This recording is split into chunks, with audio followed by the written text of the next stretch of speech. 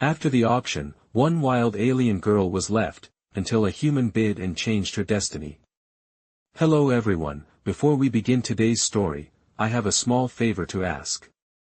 Please hit subscribe and turn on the notification bell so you never miss our channel's new videos. It's quick, free, and the best way to support us in bringing you more dramatic stories. Your support means the world to us. Where are you watching from?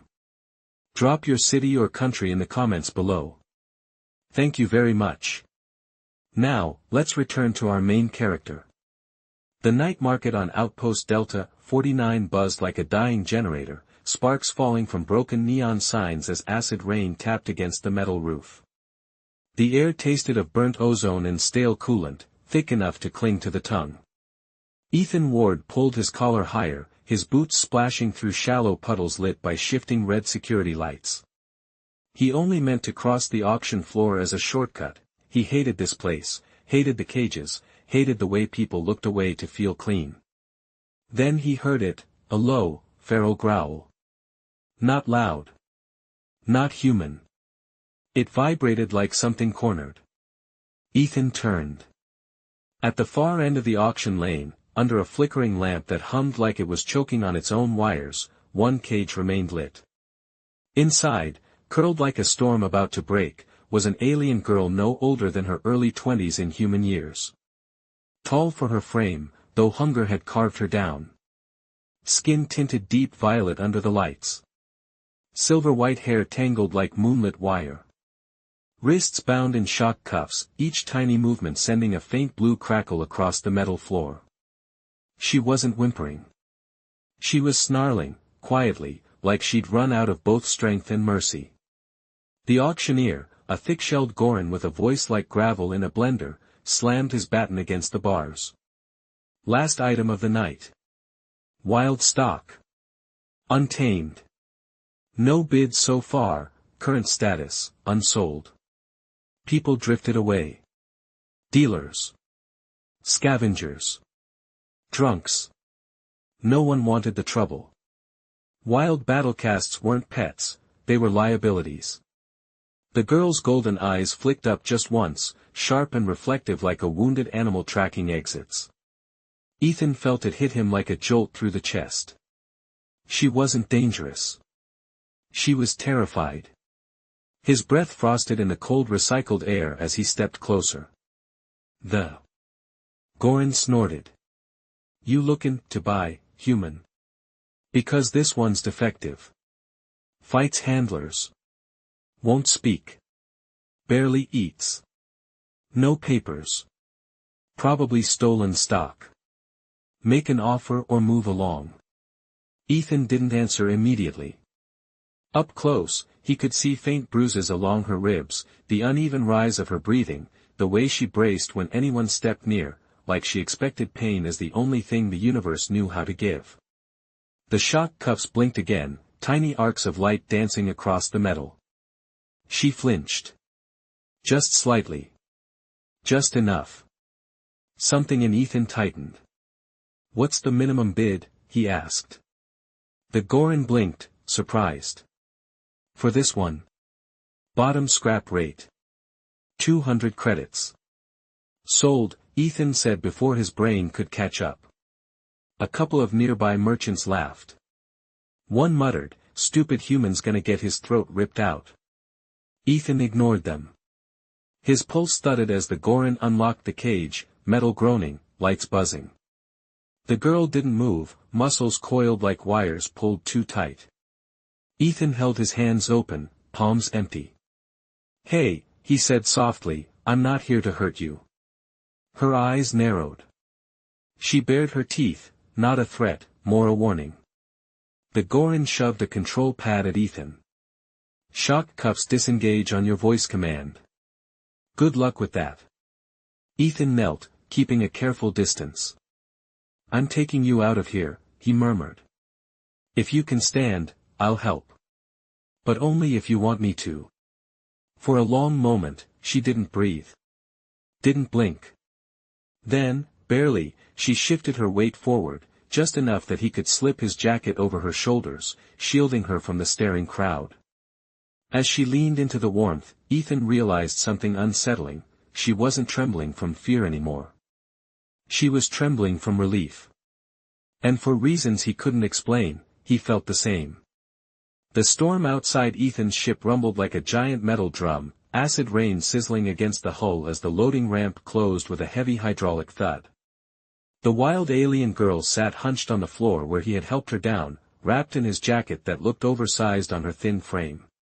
For a moment, Ethan just stood there, letting the quiet settle. The market's noise was gone, replaced by the hum of the ship's power core warming up. She lifted her eyes toward him, golden and sharp, watching every move like she was ready to spring if he turned out like the others.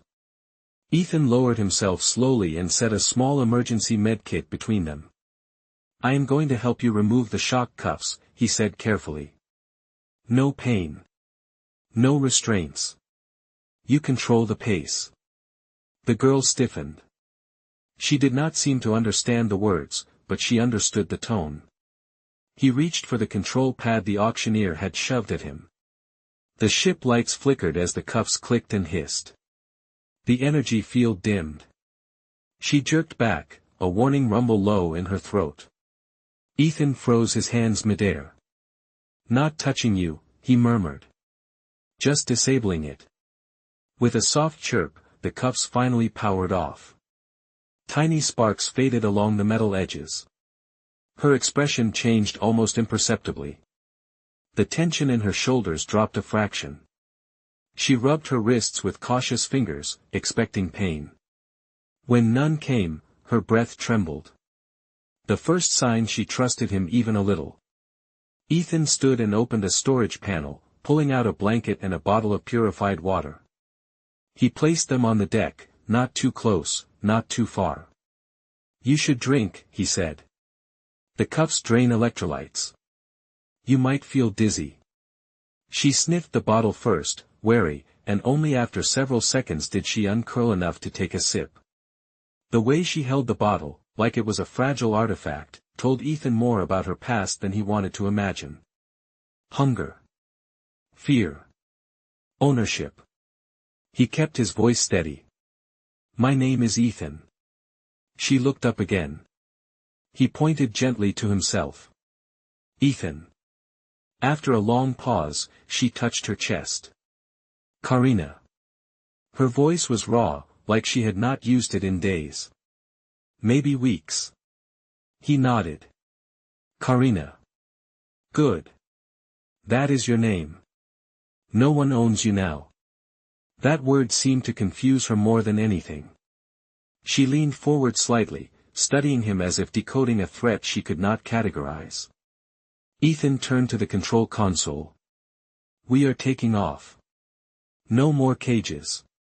No more market." The engines rumbled to life, the floor vibrating beneath them as the small freighter lifted from the platform. Through the viewport, neon lights blurred into streaks of red and blue before disappearing under the cloud cover.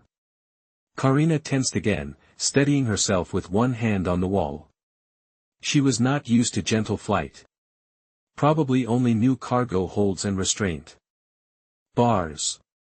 When the ship cleared the atmosphere and settled into a quiet drift, Ethan returned and sat a few feet away from her. He noticed the faint marks along her ribs, bruises shaped like the edges of containment bars. His jaw tightened. He kept his voice soft. "Did they hurt you?" She flinched at the question, then gave the smallest nod. Her eyes were wild again, waiting for judgment. Waiting for something bad. Ethan picked up the medkit and set it beside her without touching her. "You can open it," he said. "4 cuts. 4 bruises." Karina looked from the medkit to him, back again, trying to understand the rules of this strange human. Then she did something he did not expect. She slid the kit closer to herself, protecting it with one hand, as if guarding a new treasure. Ethan exhaled slowly. "We will find you someplace safe," he said. "Somewhere you choose." She frowned. The concept of choosing looked foreign to her. As the ship drifted in the quiet of deep space, Karina shifted closer by an inch. Just 1 inch. But enough for Ethan to see it clearly. For the first time since the auction, she was not preparing to run. She was learning how to stay. The quiet hum of the ship's engines filled the small cabin like a steady heartbeat, soft and constant, the kind of sound that made most travelers feel safe. Karina did not seem to understand that feeling yet. She sat wrapped in Ethan's jacket with her knees pulled to her chest, her golden eyes tracking every flicker of movement, every shift of light across the metal walls. Ethan watched her carefully from the pilot's chair, pretending to run diagnostics while really making sure she was still calm. "We will be landing soon," he said gently. "A safe moon station. Quiet. No markets." She tilted her head as though listening for danger hidden inside his words. Trust did not come naturally to someone who had survived by expecting the worst. The ship glided through the dark, stars streaking over the hull. After several minutes, Karina rose to her feet with a surprising grace for someone who had spent days in restraints. She approached the cockpit slowly, each step measured. Ethan did not move. He kept his hands visible, resting on the navigation controls. Karina stopped beside him and stared through the wide viewport at the field of stars. Her reflection shimmered against the glass, silver hair glowing faintly under the console lights. She lifted one hand and touched the window with her fingertips, as if she had never seen open space from such close proximity. "Free," she murmured, the word rough but real. Ethan felt something tighten in his chest. "Yes," he said softly. "You are free." She looked at him then, studying his face with unsettling intensity, like she was trying to see whether the word meant the same thing to him as it did to her. After a moment, she reached out and touched his wrist. Just a tap. Light. Testing. The contact was gone almost immediately, but it was enough for Ethan to feel the tremor in her hand. She was not afraid of him anymore. She was afraid of hoping. A sudden beeping from the ship interrupted them. Proximity alert. Ethan checked the display and his jaw clenched. A small craft was tailing them, moving fast, staying just outside identification range. Karina sensed the tension instantly. Her muscles tightened, her pupils narrowing like a predator faced with a trap. "Hunters," she whispered. Ethan shook his head. "Maybe, maybe not. Could be patrol. Could be a merchant." But he did not believe it. Not with the way the ship behind them mirrored every course correction he made. He switched to manual controls. "Karina, listen. If they try to board us, you hide in the maintenance crawlspace. No one will find you there." She stepped closer, her breath quick and sharp. "You protected me. I protect you." Ethan turned toward her, meeting her fierce gaze. "You do not owe me anything." She bristled at the word. Her species did not understand debts in the way humans did, but they understood bonds, the kind that formed under pressure and pain. "Karina," he said gently, "staying alive is how you protect me. That is enough." The ship behind them accelerated. The alert pinged louder. Ethan punched in a diversion route toward the moon station's shadowed side. The freighter jolted as thrusters flared. Karina grabbed the back of his seat, steadying herself. He felt the strength in her grip, even weakened by captivity. The pursuing ship closed in another 100 yards, its outline now visible against the stars. Not a patrol. Not a trader. A hunter craft, illegal class. Ethan's stomach dropped. "Damn.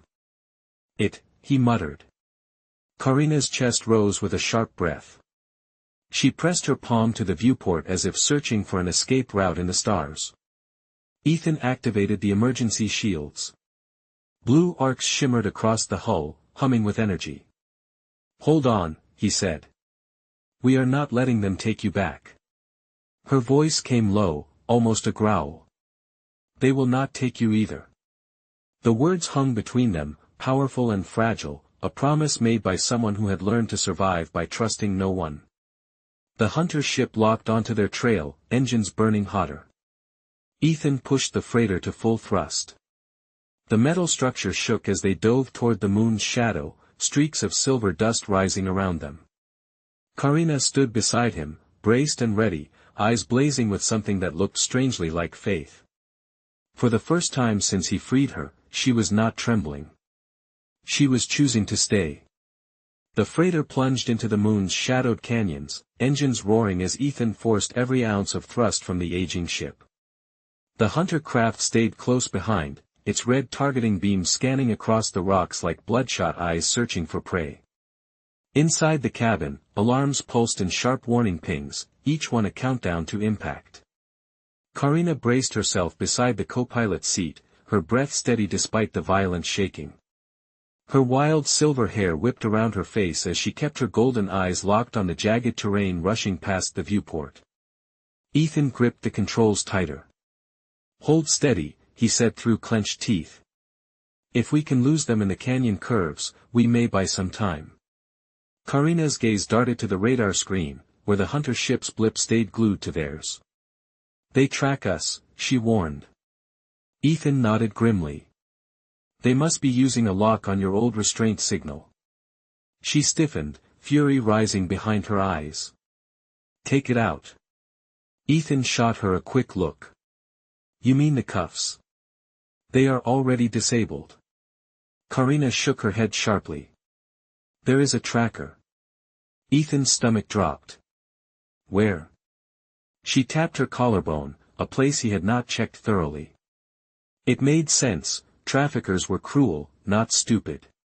Ethan swung the ship into a narrow crack between canyon walls with a scream of metal scraping stone. "Hold on," he said, then bolted from the pilot's seat and knelt in front of her. She did not recoil this time, even when he reached toward the spot she indicated. Her breath hitched but she held still, trusting him completely in a way she had not shown before. Ethan dug through the medkit for the small field scanner. He activated it and swept it gently across her collarbone.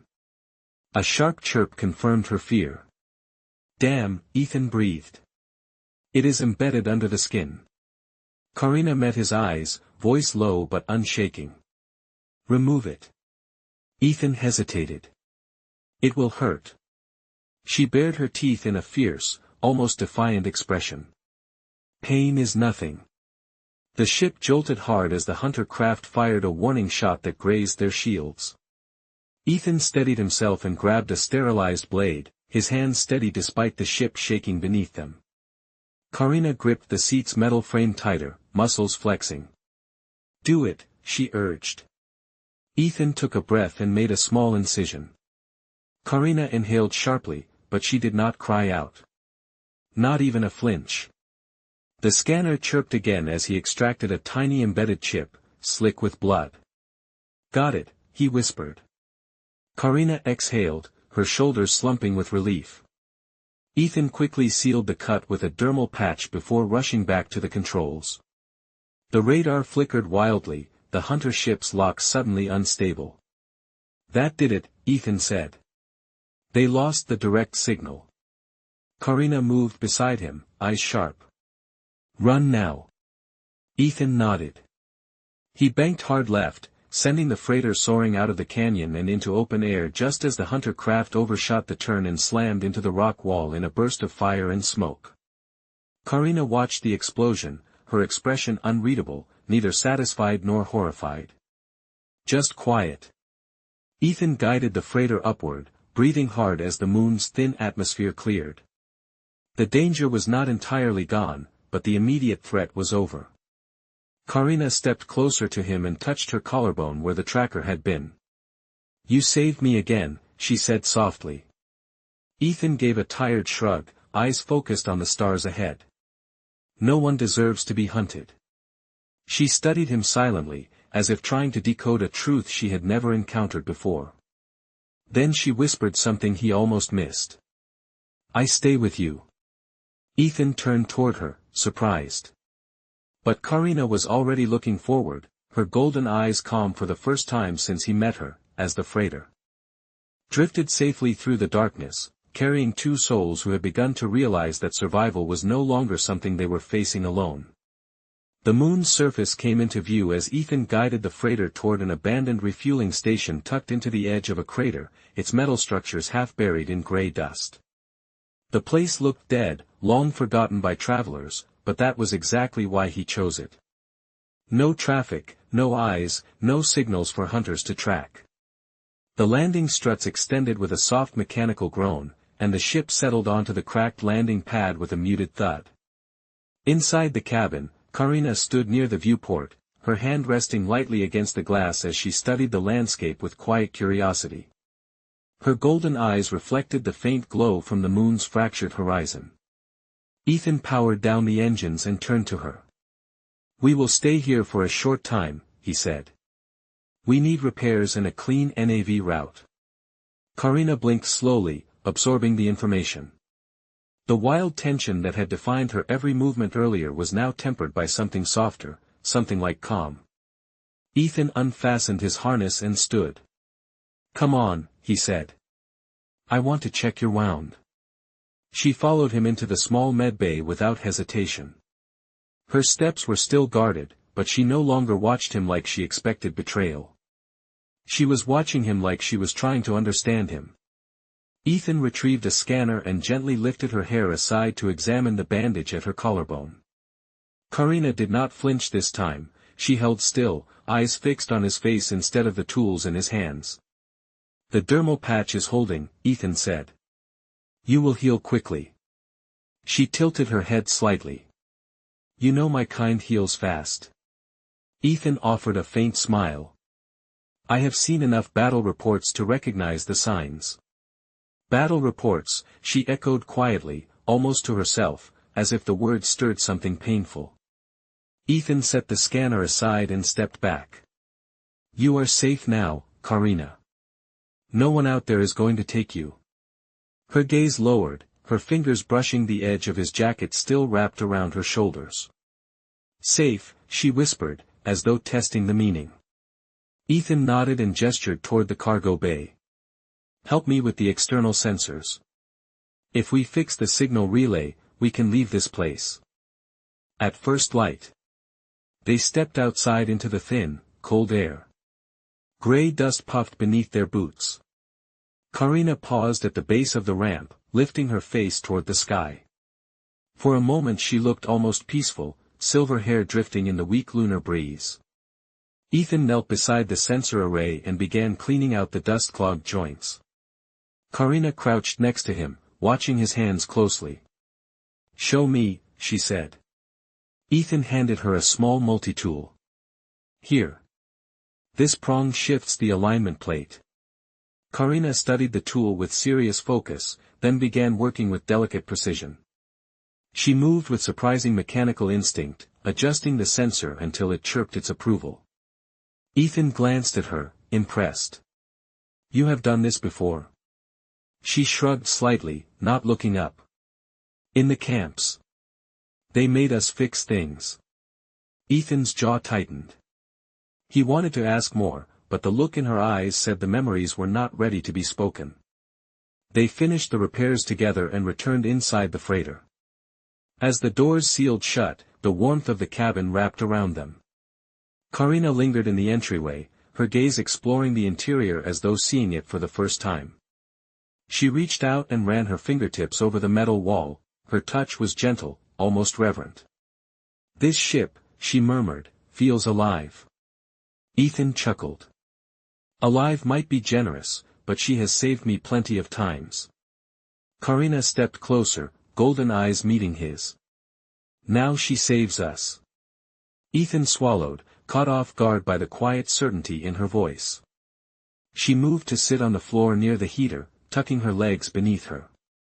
Ethan joined her, letting the soft hum of the ship fill the silence.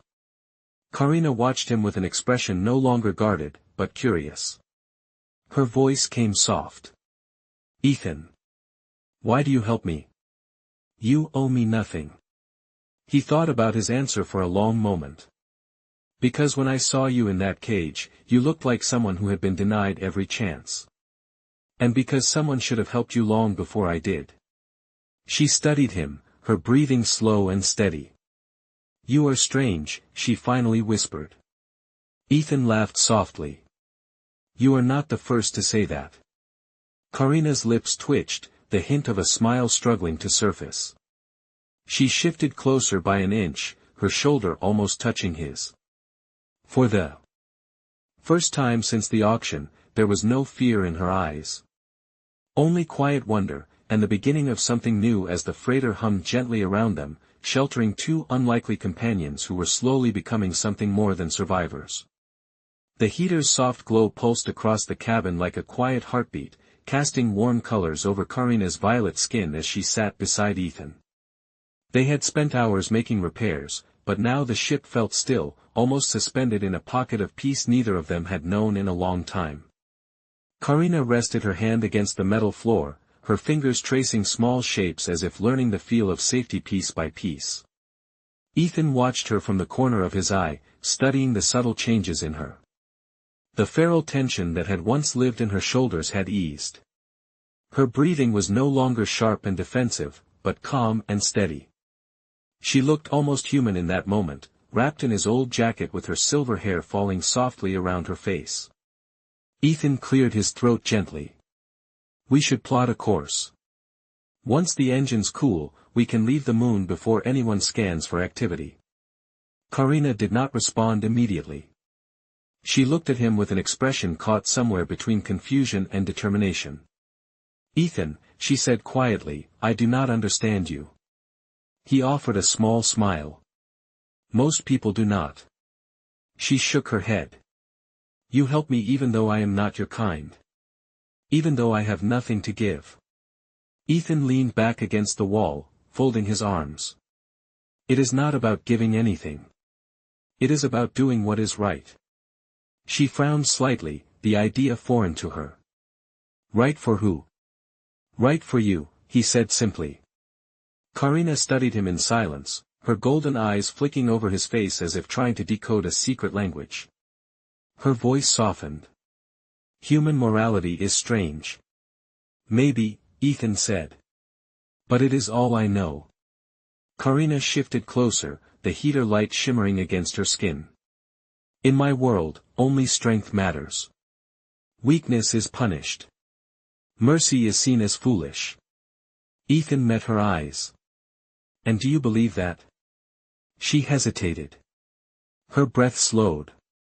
I believed it, she admitted. Until you. Ethan felt the words hit him like a quiet impact, heavy with meaning. She had never spoken so openly, never allowed the walls around her to drop so far. Karina tucked her knees beneath her and turned her body toward him fully. When you removed the tracker, you risked death. Hunters punish those who interfere. I know, Ethan said softly. But I could not leave it in you. Why? She whispered. Ethan exhaled. Because you deserved a choice. Karina stared at him, and for the first time since he met her, her eyes softened completely. She looked younger, unguarded, almost fragile under the shifting glow of the heater. No one has ever given me a choice, she said. Not even my own people. Ethan's brows drew together. What do you mean? Karina wrapped her arms loosely around herself. My clan saw me as a tool. Too wild. Too instinctive. They thought I belonged on battle lines or in cages. They did not think I could be more. Ethan leaned forward. They were wrong. Karina blinked, startled by his certainty. How do you know? Because the person sitting in front of me right now, Ethan said, is stronger than any warrior I have ever met. You survived things no one should survive. And you still have enough heart left to care whether I make it out alive. Her breath caught. She looked down at her hands, her fingers curling slightly. I do not understand why I want to protect you, she murmured. It makes no sense. Ethan's voice dropped to a gentler tone. Sometimes the things that make no sense are the things that matter most. She looked up again, and something fragile and luminous flickered in her eyes. She shifted closer by another inch, her knees nearly touching his. The tension between them was soft now, like a quiet hum in the air. Ethan, she said, her voice barely above a whisper, "Am I safe with you?" Ethan did not move away. "Yes, Karina. You are safe with me." Her shoulders trembled, but not from fear. From something new. Something she was trying to let herself believe. She reached out and pressed her hand lightly over his heart, feeling the steady rhythm beneath her palm. "Your heart," she murmured, "it does not lie." Ethan swallowed hard, holding her gaze. "Neither does yours." Karina leaned in just slightly, not touching him fully, but close enough that he could feel her warmth. It was the closest she had ever allowed herself to be. For the first time since her capture, she was not just surviving. She was choosing connection, choosing trust, choosing him. And in the quiet hush of the freighter's cabin, that choice felt more powerful than any vow spoken aloud. The quiet warmth between them lasted only a moment before the ship's warning system shattered it with a piercing alarm that echoed through the cabin like a blade dragged across metal. Ethan jerked his head toward the control panel, instincts sharp, while Karina's posture snapped from gentle trust back into predatory alertness. Her hand left his chest as she rose to her feet in one smooth movement, eyes narrowing. "What is that?" she demanded, already scanning for danger. Ethan hurried to the console, fingers flying across the controls. "Long-range scanner," he muttered. "Something just entered the system." Karina moved behind him, her breath steady but tight. The display flickered with a single pulsing beep, bright and unmistakably large. Too large. Ethan's stomach tightened. "It is a cruiser," he said. "A Class 5 hunter vessel." Karina froze. Her voice came low and edged with dread. "They sent a cruiser for me." Ethan nodded grimly. "And they will not stop until they retrieve you or kill anyone protecting you." Karina's jaw clenched. "Then you must leave me here. They will not hunt you if I surrender." Ethan turned sharply, meeting her gaze with a force she did not expect. "I am not leaving you," he said. "Not now. Not ever." She shook her head. "Ethan, you do not understand. My clan's bloodline is rare. Hunters are paid fortunes to retrieve those of us who escape. You helped me. They will punish you." "Let them try," Ethan said, voice hard. Karina grabbed his arm with sudden intensity. "You risk your life for me again." "Why?" Ethan swallowed, the answer burning deeper than logic. "Because you are worth saving." For a moment, something raw and vulnerable flickered across her face. But the alarm blared again, pulling them back to the present. The cruiser's signal grew closer, heavy and relentless. Ethan snapped into motion. "We have to move. If they land here, we are cornered." He rushed to the engine bay, Karina following closely. They worked in perfect synchrony without needing to speak, tightening clamps, restarting coolant flows, recalibrating the fuel intake. Karina's movements were fierce and precise, her instincts sharper than any human's. But beneath her focus, Ethan saw the fear in her eyes. Not fear for herself. Fear for him. The ship shuddered as the engines roared back to life. Ethan sprinted to the cockpit, Karina right behind him. Through the viewport, a distant glow spread across the horizon, the telltale burn of a massive cruiser descending into lunar orbit. Ethan strapped himself in. "Karina, brace." She gripped the overhead rail, muscles flexing as the freighter blasted upward from the crater. Dust erupted behind them in a blinding cloud. The cruiser immediately adjusted its course. Ethan gritted his teeth. "They are locking on." Karina hissed under her breath, a sound more instinctual than spoken. "Then we fight." Ethan glanced at her. "We cannot outrun a ship that size. But we can hide long enough to make them lose our trail." He pulled the freighter sharply into the moon's shadowed side, diving into a maze of narrow canyons. The cruiser's scanners swept across the surface in blinding arcs. Karina held her ground, gripping Ethan's seat as the ship rattled violently. A blast from the cruiser's cannon struck the canyon wall just behind them, sending a shockwave of shattered stone tumbling across their path. Ethan swerved hard, narrowly avoiding the avalanche. Karina stepped closer, voice fierce. "Let me help. My senses are stronger. I can see the path ahead." Ethan nodded without hesitation. She leaned over him, eyes locked on the shifting terrain, guiding him with precise, rapid commands. Left. Drop. Rise 3 degrees. Right.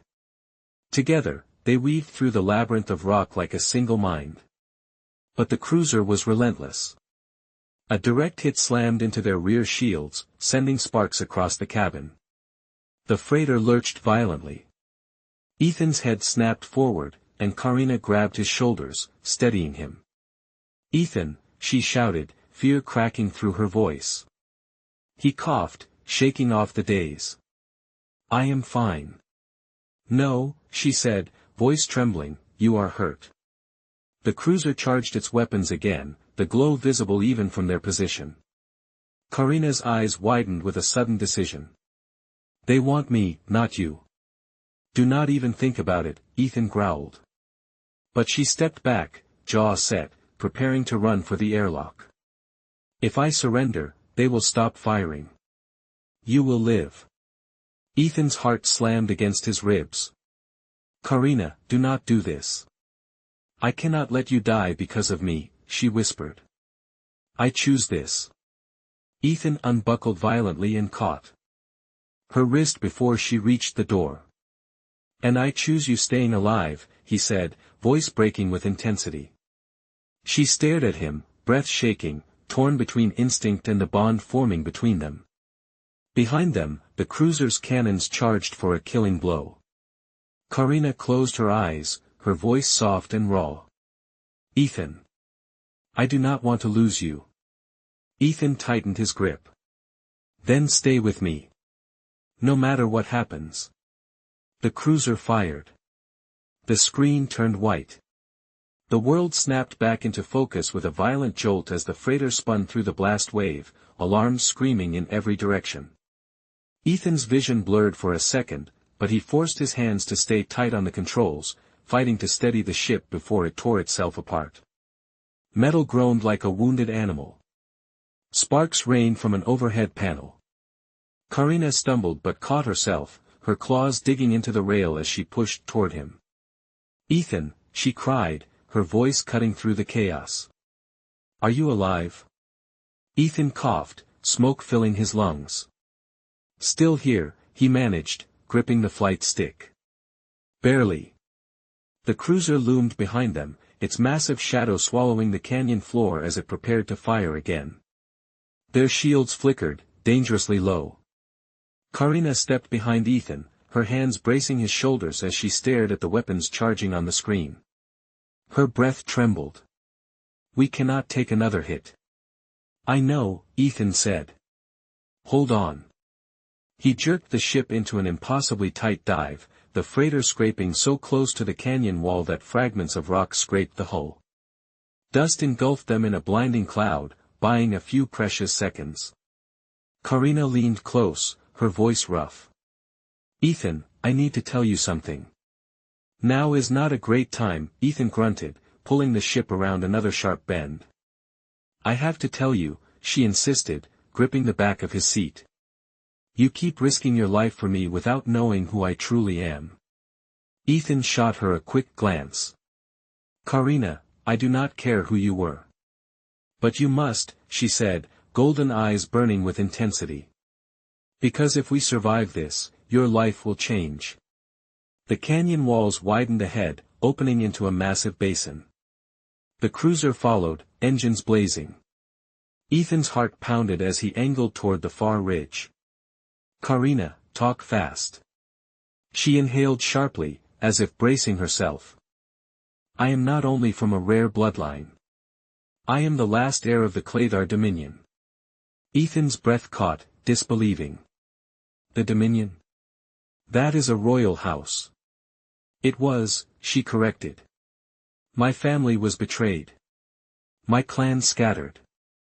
My title makes me worth more dead than alive to those hunters. Ethan felt the weight of her confession hit him like a shockwave. She was not just valuable. She was the kind of target governments and criminals would kill entire crews to capture. Karina watched him, searching his face for fear.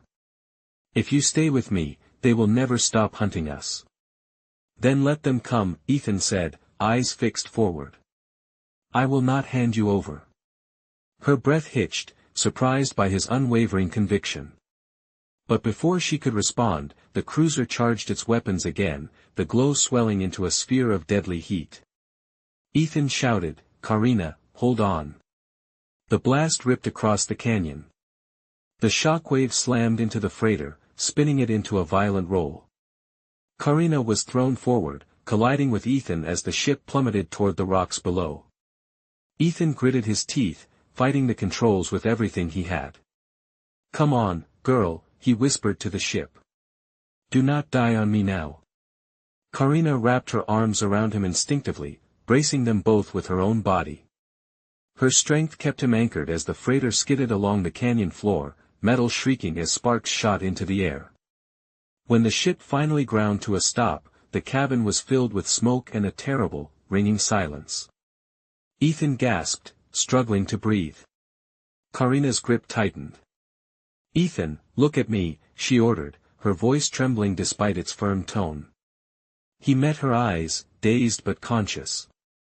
She exhaled with visible relief. You live. Mostly, he muttered. That was not my best landing.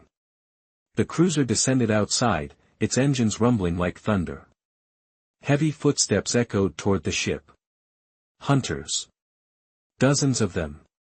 Karina's pupils narrowed to razor-thin slits. They are coming. Ethan reached for his weapon with shaking hands, but Karina stopped him, placing her palm over his.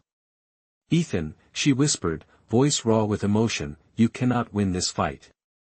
But I can end it. Ethan looked up sharply. Karina, no. She leaned closer, her forehead nearly touching his, her voice a trembling confession. You saved me without knowing my blood, my status, or my power. Now. I will save you. This time, I choose to be who I was born to be. Her eyes glowed brighter than he had ever seen. A pulse of energy rippled beneath her skin. Ethan felt the air around her shift, humming with something ancient and terrifying. Karina, he whispered, what are you doing? She stood slowly, every movement deliberate, her silhouette framed by the burning light of the cruiser outside. I am ending the hunt, she said, her voice carrying the weight of a queen reclaiming her throne. And then she walked toward the hatch as the metal doors began to split open. When the hatch split open, a wave of cold lunar air rushed into the freighter, carrying the heavy metallic scent of the hunter squad gathering outside. Ethan struggled upright, his ribs screaming in protest, but Karina's silhouette was already framed in the pale light beyond the hatch. She stepped forward with a calm that unsettled the armed hunters waiting below. Her silver hair whipped in the wind, her violet skin glowing faintly with the strange energy that had begun pulsing under her veins. Ethan could feel it even from across the cabin, it hummed in the air like a rising storm. The hunters raised their shock rifles immediately. One barked an order through a distorted helmet visor. Karina of the Clathar Dominion, surrender for retrieval. Karina lifted her chin, the regal defiance unmistakable. I am no one's property, she said, her voice steady. The commander gestured sharply.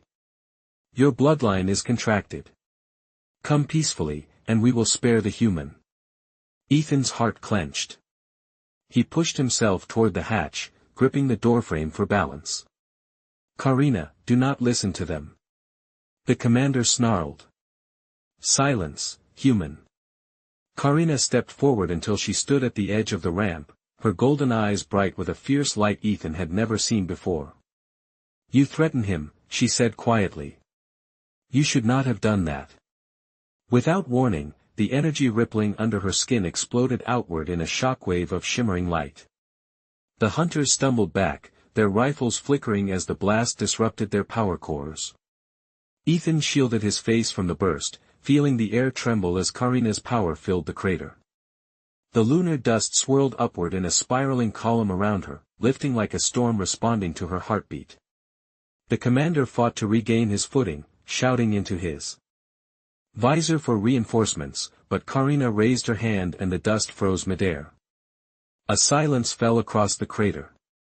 Not the usual quiet of space, but something deeper, older, the kind of silence that carried power within it. Karina's voice echoed softly. I am Karina, last heir of the Clathar dominion. You hunt me because you fear the blood I carry.